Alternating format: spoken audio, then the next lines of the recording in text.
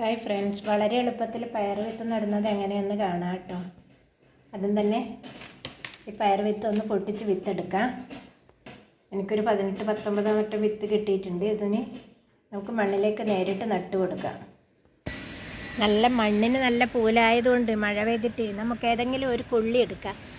ഏതെങ്കിലും മതി. ഇതാ ഈ ഒരു ആ കൊള്ളി കൊണ്ട് നമ്മൾ എവിടെയാണോ നടാൻ ഉദ്ദേശിക്കുന്നത്. ഇപ്പം വളമൊന്നും പയറിന് ചേർക്കണ്ട. വെണ്ടയെല്ലാം നടുന്നുണ്ടെങ്കിൽ അടിവളം കുറച്ച് ചേർത്താൽ വളരെ നല്ല. നമ്മൾ ഈ ഒരു കുഴി, ഇവിടെ ഒരു കുഴി, ഇവിടെ ഒരു കുഴി, ഇത്ര ഇവിടെ ഒരു കുഴി, അതിൽ 1 2 3 4 നമുക്കിതിങ്ങനെ ഇടാം. പയറിൻ്റെ വിത്തിൻ്റെ അതേ കലത്തിൽ മണ്ണിട്ട് കൊടുത്താൽ മതി. ഞാനിപ്പോൾ ഇവിടെ 4 പയർ നട്ടു. അതുപോലെ ഈ സൈഡിൽ നട്ടു കൊടുക്കാം.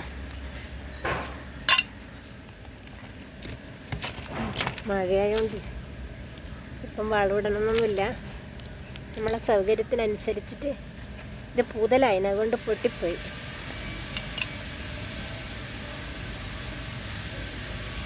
കുറച്ചടിയിലായിപ്പോയി.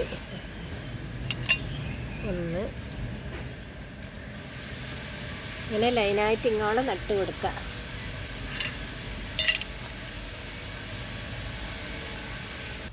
ഇത് ഞാൻ കഴിഞ്ഞ ആഴ്ച നട്ട പയറാണ്.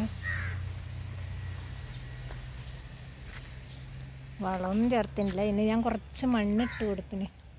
ഇതതിനും കുറച്ച് മുമ്പേ നട്ടതാണ്. ഏകദേശം 1 മാസമായി. ഒരു 40-42 ദിവസം ആകുമ്പോഴേക്ക് ഇത് പൂക്കാൻ തുടങ്ങും. വളമൊന്നും ചേർത്തിട്ടില്ല. മണ്ണിലുള്ള വളം മാത്രമേ ഉള്ളൂ. അപ്പോൾ 3 ദിവസം ഇങ്ങോട്ട് വരാണ്ടായപ്പോൾ വെണ്ട നോക്കെല്ലാം മൂത്തുപോയി. അയ്യോ, അത്രയേ ഉള്ളൂ. അല്ലെങ്കിൽ കുറേയൊന്നുമില്ല. 2 ചെടി ഇത് മൂത്തിന്. 1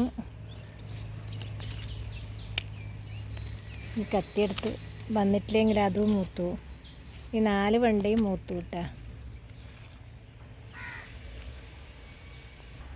ഇതും പൊടിച്ചിട്ടുണ്ട്. ഞാനിത് ഒരു ദിവസം പഴയ പയർ വിത്തായിട്ട് മുളക്കൂലാന്നിച്ചിട്ട് ഇങ്ങനെ ഇവിടെ കൂട്ടിയിട്ട് കുറച്ച് മണ്ണിട്ടതാണ്. നോക്കുമ്പോൾ എല്ലാം തന്നെ മുളച്ചിട്ടുണ്ട്.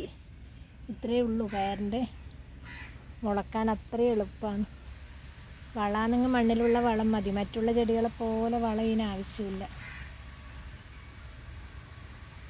ഈ സമയം വളരെ എളുപ്പം. ഇങ്ങനെ കൈക്കോട്ടുകൊണ്ട് കൊത്തി നടേണ്ട ആവശ്യമില്ല. ഗ്രോ ബാഗിലാണെങ്കിൽ കുറച്ച് വളം കൂടുതൽ വേണം, കുറച്ച് വിഷമമാണ്. മണ്ണുള്ളവർക്ക് ഇതാണ് ഏറ്റവും എളുപ്പമാർഗം.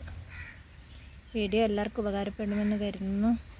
വീഡിയോ കാണുന്ന എല്ലാവർക്കും നന്ദി, നമസ്കാരം.